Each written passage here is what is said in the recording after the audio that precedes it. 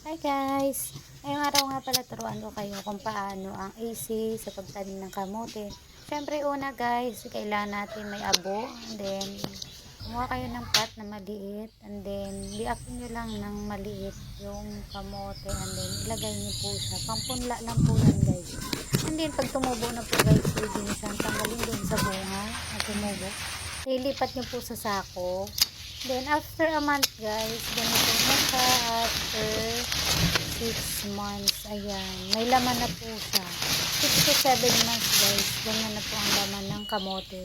Tapos, kailangan po ang ating lupa is garden soil po siya. Ayan.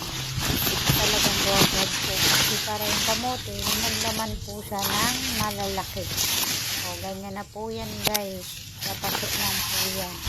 At kailangan po siya na lagi po siyang diligan. Pero wag naman po masyadong lulunurin. Ayan po guys, sobrang lalaki ng laman ng kamote. Diba? Ganyan po ang kailangang lupa po siya. Mga vermicast po siya or di kaya yung mga balat po ng mga organic na fruits or dahon. Ayan. Ayun o, sa sobrang dami, diba? Ganyan lang po yan magtanim, diba?